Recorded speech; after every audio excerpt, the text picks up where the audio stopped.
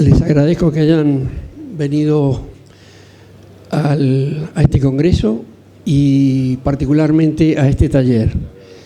Mi nombre es Oscar Ormeño, yo pertenezco a un grupo de La Pampa, la regional La Pampa, y bueno, me ha tocado en suerte coordinar este taller que tiene mucho que ver con el nombre del congreso, que es sustentabilidad.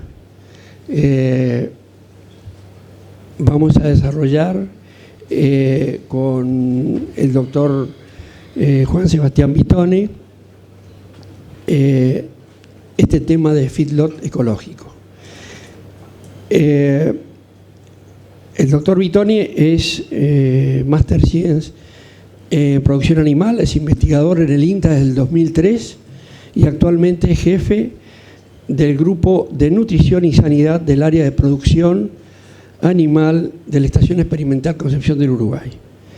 Cuenta además con más de 15 años de experiencia en el tema. Les pido a todos que por favor pongan sus celulares en silencio y luego de 20 minutos de exposición vamos a hacer otros 20 minutos de intercambio y de respuestas a algunas inquietudes que puedan surgir. Adelante, Sebastián. Bueno, buenas tardes a todos y muchas gracias por la asistencia. Mi disculpa para los que quedaron afuera.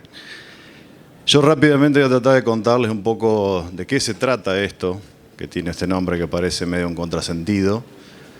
Y también tengo la fortuna de poder contarles algunos resultados que hay en predios comerciales de los últimos 2 años. Hace aproximadamente 14 años empezamos a analizar el por qué el feedlot en la Argentina y en qué condiciones se desarrollaba y por qué se desarrollaba tan velozmente. Y uno lo puede explicar de un montón de maneras, pero en líneas generales nosotros tenemos uno de los maestros de nuestro equipo, siempre nos enseñó a utilizar esto. Son las propiedades emergentes de los sistemas, se aplica a casi toda la industria. Yo elegí 4 nomás, donde está la estabilidad relacionada con la industria. El feedlot es la sola actividad industrial que tenemos dentro de la ganadería. Uno ingresa con un insumo que es el ternero, sabe cuánto va a demandar de otros insumos como son los granos o los alimentos, el tiempo de producción que va a llevar y la calidad promedio que va a tener ese producto que va a ser la carne al salir. Por lo tanto, es la única actividad industrial que tenemos dentro del segmento ganadero. Si uno lo hace desde el punto de vista pastoril, por ejemplo, sigue teniendo una dependencia climática muy fuerte. Entonces, desde el punto de vista de la producción, es mucho más inestable la cantidad que yo puedo ofrecer de producto anualmente porque dependerá de la lluvia. Es una actividad resiliente. Ustedes vieron que los indicadores anualmente del feedlot son la capacidad de ocupación. Este año creo que dio el 65%. El año pasado era el 70%, el 80%. Sea grande o sea chica de acuerdo al mercado. Eso es la resiliencia. La capacidad de adaptación que tiene, de acuerdo a los precios relativos de la carne, de los animales en pie y de los granos, esto se puede agrandar o achicar con facilidad. Tampoco ocurre con un sistema pastoril.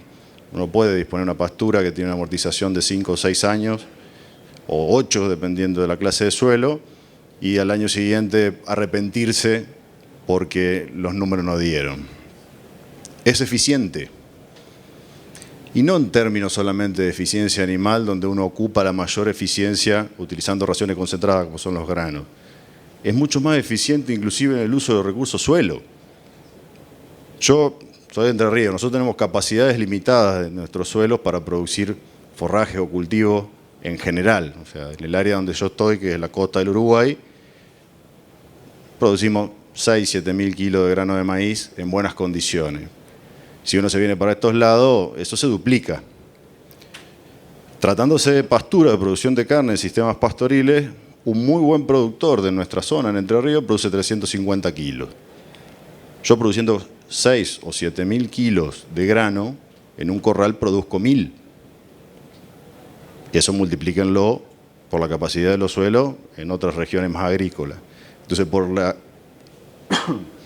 desde el punto de vista de la eficiencia de uso de recursos suelo, es mucho más eficiente utilizar el corral y no el pastoreo directo. Y la última, elegida, es la sustentabilidad. Nosotros ya les digo, hace unos 14 años que ponemos este tipo de análisis y es la primera vez que coincide con la temática de un congreso, afortunadamente, ¿no? Y no la sustentabilidad económica, porque la sustentabilidad económica del fieldlot está demostrada. En los últimos 20 años es una actividad que creció un 2000% o un 3000%. Calcule que inició en la década del 80 con las primeras versiones y a partir de la década del 90 nunca dejó de crecer y hoy más del 60 o el 70% de la carne que consumimos pasa por un modelo de engorde a corral con granos de diferentes tamaños, características y demás.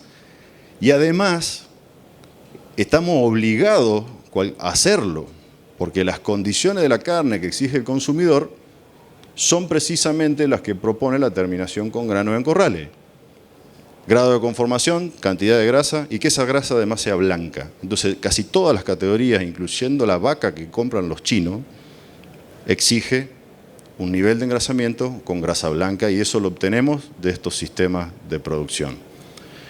Ahora, si empezamos a ver la sustentabilidad agroecológica, de la que venimos a hablar hoy aquí, es ahí donde empezamos con los problemas, con el fieldlot. Yo sé que esto no es de intercambio, pero ¿dónde está la mayor cantidad de granos en la Argentina? ¿Qué región produce la mayor cantidad de granos? La pampa húmeda. Santa Fe, Córdoba, sur de Entre Ríos. Bien. ¿Dónde está la mayor cantidad de hacienda en Argentina? En la pampa húmeda. ¿Dónde están los fieldlot en la Argentina? En la pampa húmeda. Más del 50% están ubicados ahí. El problema que tenemos desde el punto de vista de la sustentabilidad es que el modelo no es de la pampa húmeda. El modelo que nosotros copiamos viene del norte, región semiárida como Texas, Arizona. Entonces, regímenes de precipitaciones por debajo de 400 milímetros, suelo de base rocosa. Pampa húmeda, 1200 milímetros, suelos profundos o pesados. Y cuando empezamos a analizar los engordes, yo no digo que todos, pero algunos de ellos, uno se encuentra con situaciones complejas, bastante complejas. La zafra de nuestros terneros es de marzo para adelante, marzo, abril y mayo. Los encierres inician ahí, para terminaciones a livianos o medianos. Y estamos saliendo septiembre, octubre, noviembre. ¿Qué pasa? En invierno llueve y tenemos seria acumulación de barro, en general. Entonces, esto no es propio de todos los fieldlot. Esto no es fieldlot, esto es engorde a corral, de lo que llamamos chacareros temporales, donde no se previeron en su instalación ningún tipo de estructura o de infraestructura. Y si se lo hizo inadecuadamente. Pero esta es una imagen que nosotros internalizamos como algo común. ¿Sí o no? Yo en el fieldlot hay barro, y sí, en los corrales hay barro, entonces cuando llueve hay barro. Tiene algunos impactos esta falta de estructura o esta falla en la estructura. Nosotros nos gustó clasificarlo de esta manera porque son por ahí los que más fuerte pegan. Hay un impacto ambiental directo, o sea, hemos hecho varias evaluaciones de contaminación de suelo y agua, por ejemplo, en un encierre donde no se tratan los efluentes, donde no se recolecta el estiércol o la orina, las deyecciones de un corral, durante 10 años uno puede encontrar en los primeros 10 centímetros del perfil del suelo hasta 1000 partes por millón de fósforo. Es una contaminación producto del contenido de minerales en las heces del bovino. Como usamos granos, esencialmente maíz, el fósforo está por las nubes. Con el agua pasa algo similar. Desde el punto de vista social, la condena de este sistema es precisamente el barro, acompañado del olor ese o el hedor desagradable que nosotros encontramos cuando pasamos por un modelo de engorde que está sobre la ruta y que está en esta condición durante esta temporada de otoño-invierno que normalmente está. Entonces esa condición se asocia directamente con la falta de bienestar animal. Y un poco también eso es lo que nos interesó, o lo que primordialmente nos dio lugar para tratar de considerar el bienestar animal, o sea, mejorar las condiciones por una cuestión de eficiencia. Mejorando las condiciones, evitando el barro, uno claramente puede mejorar las condiciones de utilización de los granos, porque vamos a ver en algunas otras diapositivas cómo impacta el barro en este tipo de sistemas. Pero tampoco podemos desconocer que estos sistemas donde tienen menos higiene o que la higiene de los animales al momento de la faena es muy pobre, empezamos con riesgo en la inocuidad del producto y ahí afectamos directamente a la salud pública. ¿Por qué digo riesgo en la inocuidad del producto? Un animal que va a faena en esta condición, según un estudio de la Universidad Nacional de La Plata, puede acumular hasta 60 kilos de barro pegado en el cuero. Y eso no es solamente barro, es barro con bosta. Y se los considera, esta falta de higiene, digamos, un riesgo al momento de la faena. Ustedes saben que cuando el animal entra a faena se le hace una ducha previo a la faena que tiene dos objetivos fundamentales. Uno es concentrar la sangre, digamos, por el agua fría en los grandes vasos y para poder hacer un buen desangrado. Y la otra es bajar la carga microbiológica del cuero para evitar la contaminación en la playa de faena. Esto no se puede retirar en ese baño y ese es uno de los riesgos que se asocia con la contaminación de la carne con Escherichia coli. Y en particular con la que es muy riesgosa para los seres humanos, que es la enterotoxigénica o la productora de toxina Shiga, que produce el síndrome urémico hemolítico. Y esto que durante años no se le dio mucha pelota. El año pasado salió un informe que hubo unos 120 casos de los últimos 3 o 4 años que no fueron informados. En Entre Ríos, por ejemplo, de síndrome urémico hemolítico se mueren 30 chicos por año. Entonces, el riesgo de la salud humana es alto. Yendo a este análisis, lo primero que nosotros buscamos es decir, bueno, sin infraestructura, sin hacer inversiones de suelo, movimiento de suelo que requeriría un filo de tipo industrial o profesional, ¿qué alternativa tenemos para de manera sencilla poder abordar estos problemas? Y encontramos que dándole más espacio se puede lograr algún tipo de mejora. Más espacio es entre 100 y 300 metros cuadrados por cabeza. El mínimo para un suelo de vertisol pesado que tenga una pendiente de algo más del 2% es de 100 metros cuadrados. Si yo tengo un suelo profundo sin pendiente, sabemos que es hasta 300 metros cuadrados. La oferta de alimento, digamos, como el sistema ya no es un corral formal donde yo paso con un mixer a dar todos los días, se hacen comederos de autoconsumo para mejorar la operatividad y hacer que esto sea algo sencillo y practicable. En comedero de autoconsumo, ustedes saben que uno se los carga a intervalos de 7, 10 días, 4 días, de acuerdo a la capacidad que tienen esos comederos y a la cantidad de animales que yo tengo por lote. Para esto hay que hacer ajustes de raciones, o sea, hemos visto que nuestra base es la del ternero bolita. Si algunos conocieron alguna de las tecnologías más viejas que acompañaban el destete precoz, que es la experimental de donde yo vengo, el ternero bolita se componía de una ración de grano de maíz entero y un concentrado proteico, relación 90-10, esa era una dieta terminal. Una vez que el animal aprendía a comer, ahí iba a faena con 230 kilos. Con la aparición del peso mínimo de faena, después pasamos a 270 kilos, hoy estamos en 300, y con esto también cruzado por la superficie que uno lo asigna y el modelo de oferta de comida, nos encontramos con que podemos ir a pesos mayores porque bajamos bastante la competencia por el uso de la comida y eso nos permite tener consumos más morigerados. Y la rotación en parcelas es pensada a posteriori específicamente para bajar la contaminación ambiental o el impacto que puede producir estas grandes concentraciones de eyecciones en una unidad de suelo o una superficie reducida. ¿Qué hacemos? Como dice este viejo maestro que es el ingeniero Gali, hacemos la fertilización a culo, con el perdón de la expresión. Rotamos los animales y ellos se encargan, digamos, por un esquema que ahora vamos a ver cómo, de distribuir el estiércol sin la necesidad de recogerlo y tratarlo. El espacio, ¿por qué? ¿Por qué ese espacio? ¿Por qué esos 100 metros o por qué los 300 metros? Hemos hecho varios de estos estudios y uno de ellos fue relacionar el contenido de algunos minerales, en particular fósforo y nitrógeno en la bosta, y cruzarlos por el tiempo de permanencia en una superficie determinada. Y hoy sabemos que teniendo los animales durante 28 días, con 100 metros cuadrados de asignación, esto significa una carga de 100 cabezas por hectárea, 28 días bosteando en ese lugar en forma continua o alterna, pero 28 días de permanencia, podemos llegar a subir hasta 25 partes por millón el fósforo del suelo. ¿Cuál era el objetivo? El objetivo era subirlo a 20. Nosotros arrancamos Entre Ríos con una base de 7 y eso nos permitiría, digamos, utilizar este recurso como un fertilizante para un posterior cultivo agrícola. Esto lo repetimos en otras zonas, se repitió afortunadamente con un grupo de productores que eran los productores de CBI. Esta es una empresa muy especial que nos acompaña ya hace mucho tiempo con muchas de estas tecnologías, y decidió tomarlo en Chañar Ladeado, arrancando una base de fósforo muy diferente a la que nosotros conocíamos para Entre Ríos, y logró lo mismo, 100 metros cuadrados, misma permanencia, y logró incrementar 45 partes por millón el fósforo del suelo.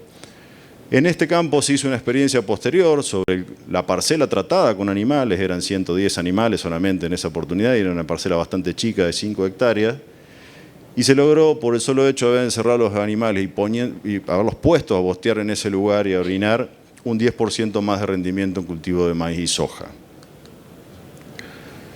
Se hicieron muchos trabajos de análisis de agua también, y donde analizábamos los valores de referencia físico-químicos para agua en pozos que estaban o pendiente arriba o pendiente abajo de un feedlot convencional, como dice acá, un feedlot convencional o un encierre convencional, sin laguna de tratamiento de efluentes, sin previsión, digamos, de infraestructura, solamente un corral que se había utilizado con animales encerrándolos periodos de 6 meses durante 10 años, y esta versión del feedlot ecológico o el feedlot móvil, el que se iba moviendo. Encontramos que los valores físico-químicos del agua eran razonablemente, no había inconvenientes de contaminación con respecto a los valores aconsejables o tolerables para consumo animal. Ahora, cuando estos son los dos pozos de los feedlot convencionales, y este es el que decía, esto es aguas arriba, aguas abajo del móvil, aguas arriba, aguas abajo del encierre convencional.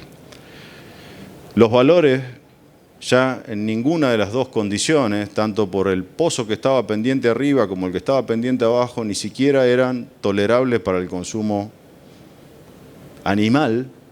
Y cuando uno ve la composición de las bacterias coliformes, colifecales y las bacterias intermedias aerógenas y cloacales, y lo ve en resultados que superan unas 200 veces o 100 veces por encima de los valores tolerables, bueno, esto es una contaminación directa donde está entrando el estiércol al agua. Pero ¿cómo si yo no estoy tomando el agua de la napa freática, que es lo que se analiza en general para la contaminación, sino que yo voy de pozos que están, voy de la vertiente, la tomo de la napa siguiente, que puede estar hasta 20, 50, 70 metros? Se contamina el pozo. Por escorrentía o por alguna razón se contamina el pozo, infiltrándose el agua por encima de las camisas. Y esto es bastante frecuente. ¿Por qué? Porque como lo hacemos desordenadamente, digamos, en general, los corrales se conforman alrededor de donde está el pozo de agua, el pozo original. Y si uno ve este charco, acá está, esto tapa la bomba aquí. Si uno ve este charco, digamos, de la pendiente, está llevando la escorrentía con el agua contaminada directamente a la boca del pozo. Esa es la causa de la contaminación de los pozos. Y es algo que también se podría llegar a tratar. Y en general deberíamos hacerlo porque todos los encierres, estos de baja escala, están cerca de las casas o de los puestos donde está la gente. ¿Por qué? Porque no solo está la bomba, sino también están los galpones y los silos y el menor trayecto para el tractor para poder dar de comer. Con respecto a los modelos o a los tipos de comederos de autoconsumo, yo voy a ir rápido. Hay un archivo cargado en internet que se llama Autoconsumo de raciones secas, tiene más de 40 páginas y explica un poco las ventajas y desventajas de cada uno de estos modelos. Hay desde los más caseros y baratos a los más confeccionados industrialmente. Estos hay distribuidos a lo largo de todo el país, algunos tienen ventajas y otros tienen desventajas. En los que tienen eje, la desventaja en general es el precio, y que los ejes llevan la bandeja o la batea de consumo muy arriba. En los de madera hay las desventajas de la durabilidad y muchas veces están construidos incorrectamente desde el punto de vista de la altura de la bandeja y de la profundidad de la misma, cómo acceden los animales a la comida. Hay que tener en consideración que los animales deben comer en la misma posición que pastorean, con la cabeza hacia abajo. Entonces levantarle la comida significa ponerlos incómodos y lograr menos consumo. Y hacer bandejas muy largas y profundas en este tipo de comederos de autoconsumo, en cualquiera de sus versiones, significa perder mucha comida en los momentos de lluvia, porque se moja y los animales tienden a hacer selecciones en la boca del comedero. Entonces, cuanto más chica y cuanto más ajustada sea el tamaño del morro del animal, mejor va a ser la tasa de reposición de comida y más rápido y menos pérdidas, digamos, en los momentos de lluvia. ¿Qué le ponemos adentro? Antes eran maíz y concentrado proteico solamente, comerciales. Hoy uno puede hacer combinaciones de todos estos recursos energéticos y de todos estos recursos proteicos, considerando que si el modelo a utilizar no va a incorporar fibra dentro de la alimentación como fibra efectiva, nosotros en general trabajamos mucho con raciones sin fibra, deberá tener no menos de un 50% de grano de maíz entero. El tiempo nos enseñó también que este recurso, el cloruro de sodio, es muy buen amigo para las raciones, digamos, las raciones molidas. Si yo tengo solamente sorgo molido, puedo incorporar hasta un 6% de sal dentro de la mezcla.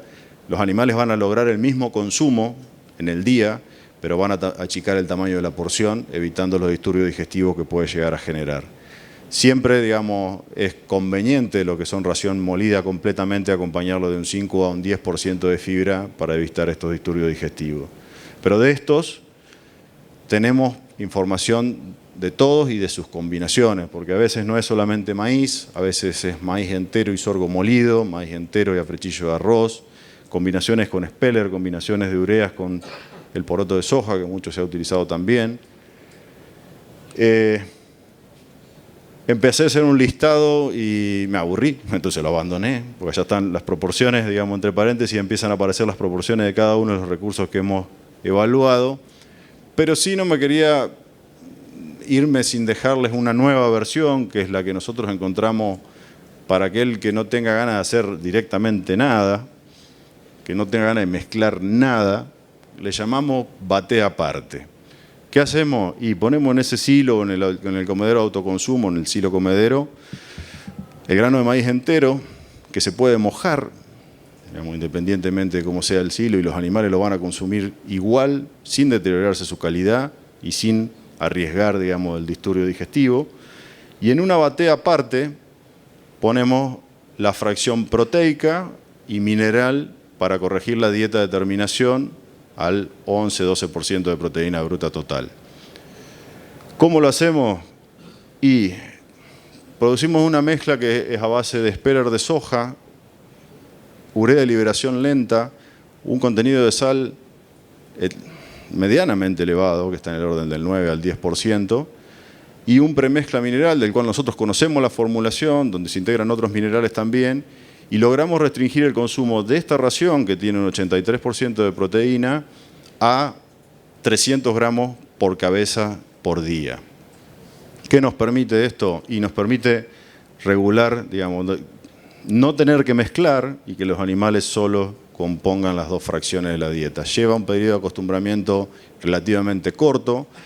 Las primeras 2 semanas se le da junto en la boca de comedero esos 300 gramos, y después los animales solos empiezan a combinar los dos recursos de manera bastante eficiente. Este tipo de silo comederos es para, porque por ahí viene después la pregunta, más o menos para 120 animales, depende bastante de la capacidad, acopia 7.000 kilos, entre 7 y 7.500 kilos. Los más grandes son incómodos cuando llueve, porque el periodo de recarga primero va a intervalos de 14-15 días para esa cantidad de animales y después terminamos en intervalos de 7 o 10. Cuando llueve, si esto yo no lo puedo mover y tengo periodos más largos, empiezo a tener un problema de barro y de acceso a la comida como lo tengo en un corral convencional. Entonces, no irse a los comederos de gran tamaño por una cuestión de practicidad de acopio, sino más bien duplicarlo, si tengo una tropa de 250, tener 2 de estos más chicos que me permitan mejores rotaciones. Bien.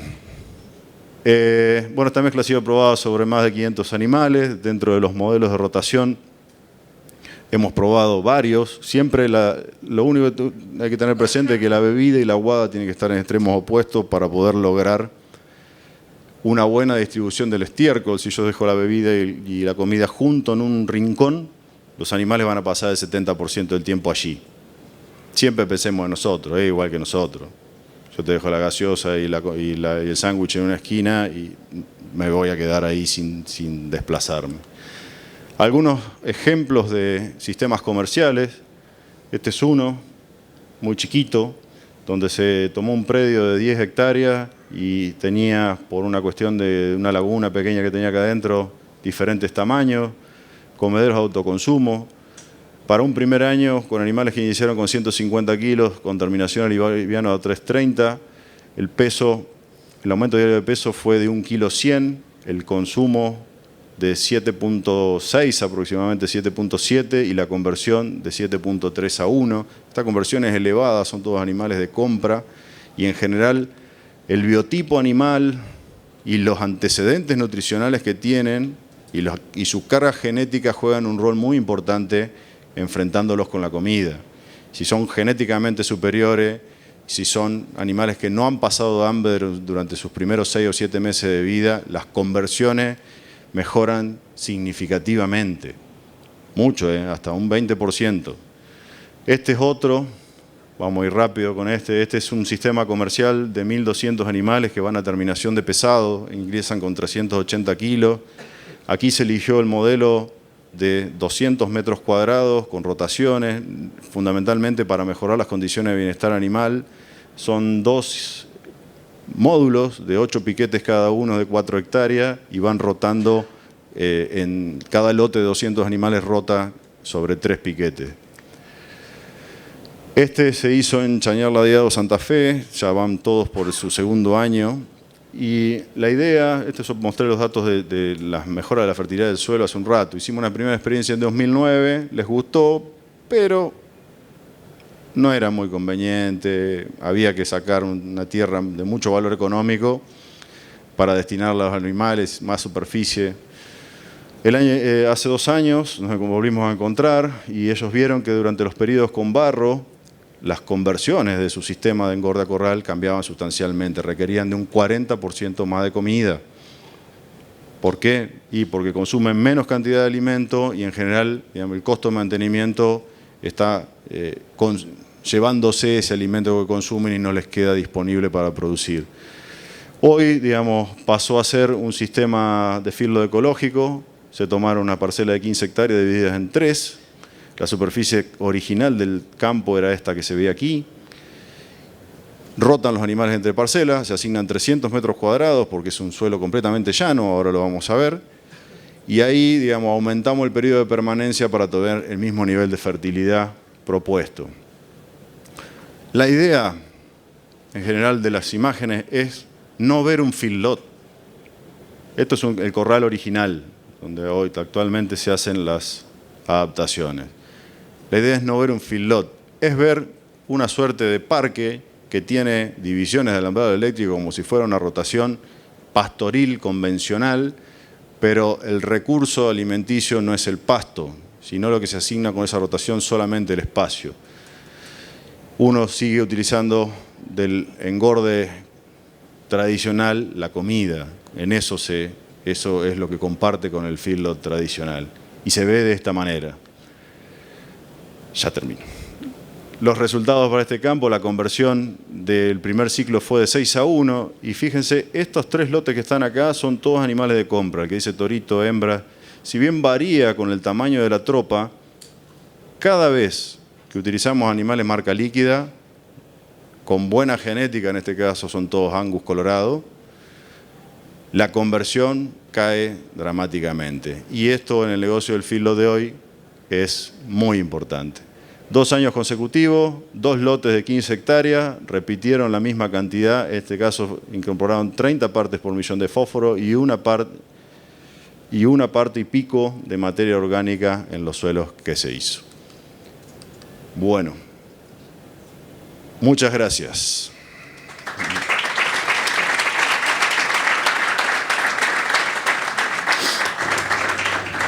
Bueno, si quieren levantar la mano para hacer algún aporte, alguna pregunta.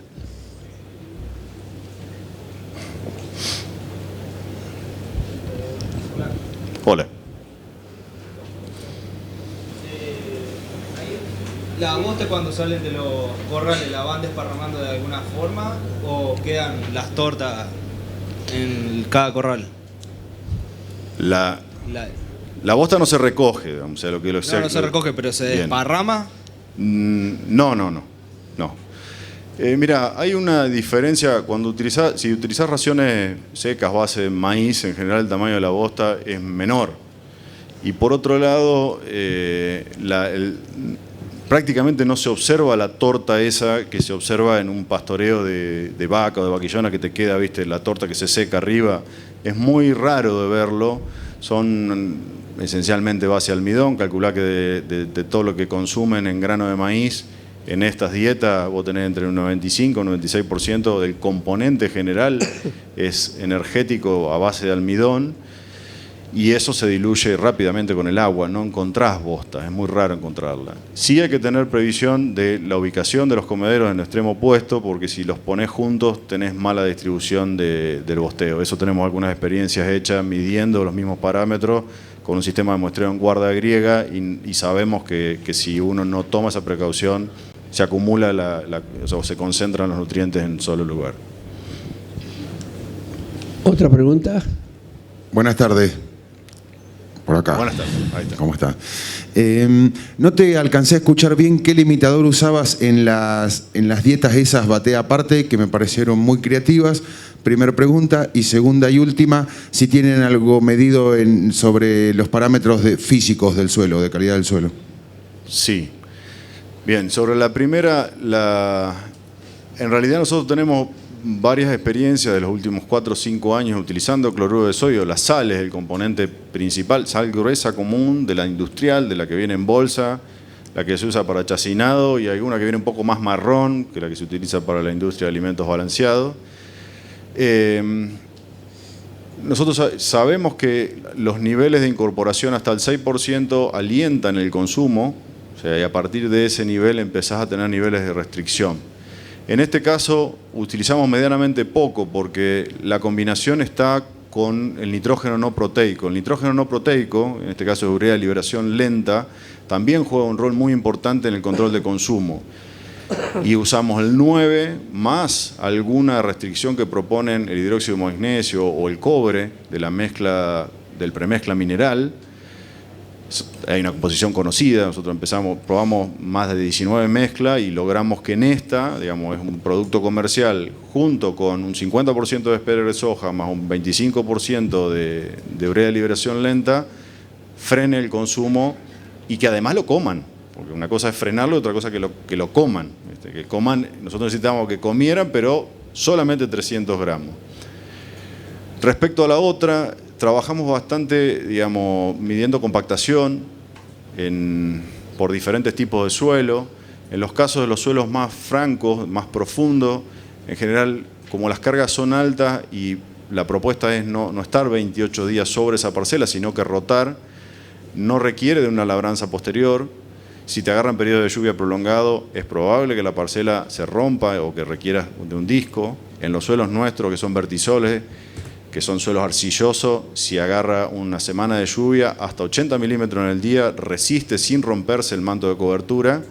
Por encima de eso se trilla, o sea, se hace barro y esa parcela termina, digamos, para poder laborearla tenés que pasarle un disco superficial.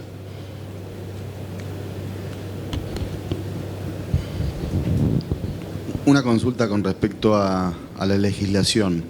Bien. Hoy existe legislación que implica hacer tratamiento de efluentes y demás, ¿no? En este caso, también está regulado, me imagino, por la cantidad de hacienda que hay por metro cuadrado. ¿Entra dentro de la misma legislación?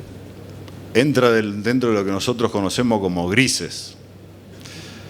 Entre Ríos, Santa Fe, Córdoba, recientemente Buenos Aires, Mendoza, tiene una legislación muy parecida. La legislación de origen de los establecimientos pecuarios en Gorda y Corral salió de acá de Córdoba.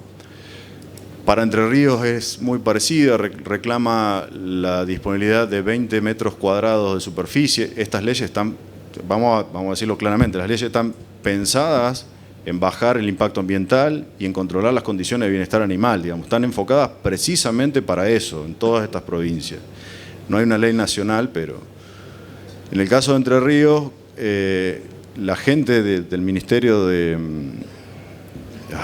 Medio Ambiente, la Secretaría de Medio Ambiente, perdón, se acercó a ver estos modelos porque vos tenés muchas veces en las escalas chicas una resistencia a migrar a los sistemas con laguna de tratamiento de efluente. Allá nuestra legislación exige encierres por encima de los 300 animales, ya un sistema de tratamiento de efluente, y hoy no lo podés amortizar.